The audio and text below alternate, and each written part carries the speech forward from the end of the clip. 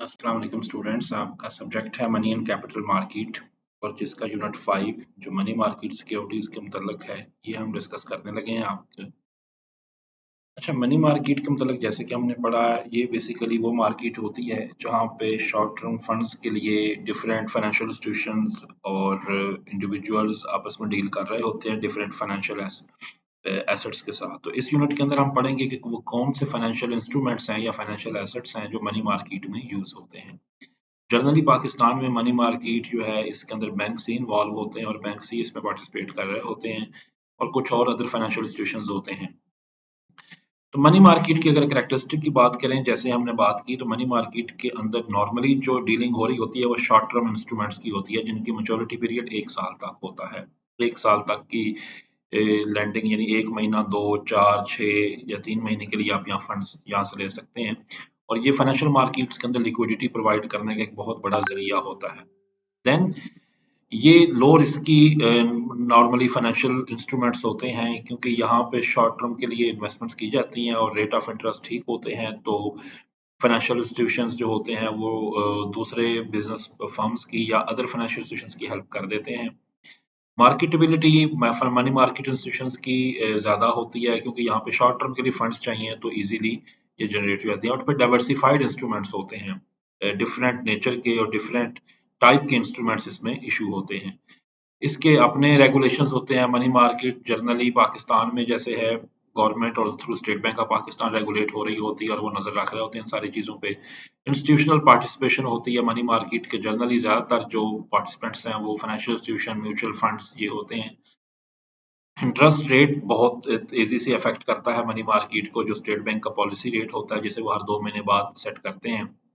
फिर negotiable instruments भी जो आपने बीकॉम में पढ़े होंगे वो यहाँ पे, या बिजनेस लॉ में पढ़े होंगे, वो यहाँ पे इफेक्ट होते हैं और जिसमें शॉर्ट टर्म के लिए आप उनको डिस्काउंटिंग यहाँ से करा सकते हैं। अच्छा, अगर हम पढ़े मनी मार्केट के ऑब्जेक्टिव्स क्या होते हैं, what it intends to do, तो पहला ऑब्जेक्टिव होता है शॉर्ट टर्म कैपिटल फ्लोज मिले। किसी फाइनेंशियल इंस्टीट्यूशंस को 1 महीना, 3 महीना, 6 महीने के लिए फंड्स चाहिए तो वो मिल जाते हैं bye issuing these instruments. Economic activities इससे एनहांस होती है। अनसर्टेनिटी को मिटिगेट आप कर सकते हैं, कम कर सकते हैं। मॉनेटरी पॉलिसी की इम्प्लीमेंटेशन जो है वो मनी मार्केट के थ्रू प्राइमरीली होती है। एंड देन एक सेफ इन्वेस्टमेंट के एवेन्यूज अवेलेबल होते हैं। अच्छा, अगर हम बात करें कि गवर्नमेंट कौन सी सिक्योरिटीज इशू करती है, गवर्नमेंट को भी बहुत से शॉर्ट टर्म के लिए फंड्स चाहिए होते हैं। तो गवर्नमेंट जो सिक्योरिटीज इशू करती है मनी मार्केट के अंदर, उन्हें जो ब्रॉडर नाम देते हैं वो ट्रेजरी सिक्योरिटीज होती हैं। तो गवर्नमेंट जो इशू करती है सबसे पहले टी बिल्स होते हैं गवर्नमेंट के। ये ट्रेजरी बिल्स उन्हें कहते हैं। शॉर्ट ड्यूरेशन के इंस्ट्रूमेंट्स होते हैं, maximum up to 1 year government issue करती है और जो फाइनेंशियल इंस्टीट्यूशंस इनको खरीद के पैसा इनमें इन्वेस्ट कर देते हैं और गवर्नमेंट प्रॉमिस करती है मिनिमम रेट ऑफ इंटरेस्ट 10, 15, 20% हो सकता है। इस तरह ट्रेजरी नोट्स होते हैं, इनका जो मेच्योरिटी पीरियड है ये 2 से 10 साल तक भी होता है। ये भी गवर्नमेंट इशू करती है। फाइनेंशियल इंस्टीट्यूशंस के पास जो डिपॉजिटर्स का पैसा पड़ा होता है वो इसमें इन्वेस्ट कर सकते हैं। पर ट्रेजरी बॉन्ड्स होते हैं वो 20 ईयर्स तक के लिए इशू किए जा सकते हैं और पैसा लिया जा सकता है। इस तरह इन्फ्लेशन प्रोटेक्टेड सिक्योरिटीज होती हैं, हमारे यहाँ तो नहीं लेकिन यूएस वगैरह में ये होती हैं। बेनिफिट्स क्या होता है, उनके की फीचर्स और बेनिफिट, सबसे बड़ा तो बेनिफिट इनका ये है कि ये सेफ होती हैं। जो फाइनेंशियल इंस्टीट्यूशंस गवर्नमेंट के ट्रेजरी बिल परचेज करते हैं वो सेफ हैं। गवर्नमेंट तो आप डिफॉल्ट नॉर्मली नहीं करेगी और 3 या 6 महीने उनका जो मेच्योरिटी पीरियड होता है उसके बाद गवर्नमेंट पेमेंट करती है। फिर मार्केट में लिक्विडिटी आती है, इसकी वजह से मार्केटेबिलिटी होती है। इंटरेस्ट रेट की एक नॉर्मल पेमेंट इंश्योर हो रही होती है। अच्छा, अगर हम देखें गवर्नमेंट कॉर्पोरेट इंस्टीट्यूशन यानी बिजनेस फर्म्स कौन सी सिक्योरिटीज इशू करती हैं मनी मार्केट के अंदर, तो सबसे पहले कमर्शियल पेपर्स होते हैं। Commercial papers different companies issue करती हैं जिनका मेच्योरिटी पीरियड मैक्सिमम 270 डेज तक होता है। और जो डिफरेंट बिजनेस फर्म्स हैं वो ये पेपर्स इशू करती हैं जिनको डिफरेंट फाइनेंशियल इंस्टीट्यूशंस बाय कर लेते हैं और उनमें इन्वेस्ट करते हैं और उन्हें फिर वो बिजनेस फर्म्स एक स्पेसिफाइड रेट ऑफ इंटरेस्ट देती हैं। इस तरह banker acceptance short term drafts और बिल्स ऑफ एक्सचेंज को डिस्काउंट किया जाता है। मसलन अगर आपका किसी के पास 50 लाख का उधार है और उसने आपको एक नेगोशिएबल इंस्ट्रूमेंट या बिल ऑफ एक्सचेंज दे दिया है, आप किसी भी बैंक के पास जाएं, वो 1 लाख या 2 लाख उसमें से अपना कमीशन या मार्जिन रख के आपको वो पैसे दे देता है और जब मेच्योरिटी पीरियड होता है तो वो उस थर्ड पार्टी से वो पैसे खुद वसूल कर देते हैं। शॉर्ट टर्म फाइनेंसिंग का मैकेनिज्म यहाँ पे बनता है और फ्लेक्सिबिलिटी होती है जी, कॉस्ट इफेक्टिव फंडिंग होती है, और भी इसके पॉइंट्स हैं जिनकी आप रीडिंग कर लीजिएगा। ट्रेजरी बिल्स जो होते हैं, ट्री बिल्स होते हैं जिनके मतलब हमने पहले पढ़ा है। तो treasury bills government generally issue करती है, अपने शॉर्ट टर्म मैच्योरिटी पीरियड के होते हैं, डिस्काउंट्स पे ये इशू होते हैं। मिसाल के तौर पे अगर एक ट्रेजरी बिल है ना, सपोज 1 लाख का, तो वो जारी होता है फाइनेंशियल इंस्टीट्यूशंस को 90,000 रुपए का, और जब गवर्नमेंट उसको वापस लेती है तो पूरा 1 लाख रुपया देती है। तो ये 10,000 रुपया पर ट्रेजरी बिल उस फाइनेंशियल इंस्टीट्यूशन को फायदा होता है, जिससे मार्केट में लिक्विडिटी भी आती है और रिस्क फ्री इन्वेस्टमेंट्स होती हैं जो ट्रेजरी बिल्स के अंदर होती हैं, जो गवर्नमेंट इशू कर रही होती है। अच्छा, इसके बाद बेनिफिट्स एंड सिग्निफिकेंस की बात करें तो ट्रेजरी बिल्स एक किस्म का सेफ हेवन होते हैं। सबसे सिक्योर्ड इन्वेस्टमेंट फाइनेंशियल इंस्टीट्यूशंस यही करते हैं, क्योंकि गवर्नमेंट ने तो ये रेट पे करना ही करना होता है। गवर्नमेंट को लिक्विडिटी मैनेज हो जाती है, पैसा मिल जाता है, मॉनेटरी पॉलिसी की इम्प्लीमेंटेशन हो जाती है। अच्छा, ट्रेजरी बिल्स की टाइप्स कौन कौन सी हैं? ट्रेजरी बिल्स एक तो होते हैं रेगुलर ट्रेजरी बिल, जो स्टेट बैंक जो फाइनेंस मिनिस्ट्री के कहने पे जारी करता है, जिसका मैच्योरिटी पीरियड 3 मंथ से 1 ईयर तक होता है। फिर मार्केट ट्रेजरी बिल्स होते हैं, जो वो भी स्टेट बैंक इशू करता है और ऑक्शन के जरिए ये गवर्नमेंट को फंडिंग प्रोवाइड करता है। फिर पाकिस्तान इन्वेस्टमेंट बॉन्ड्स होते हैं, ये अमूमन लॉन्ग टर्म पीरियड के लिए होते हैं।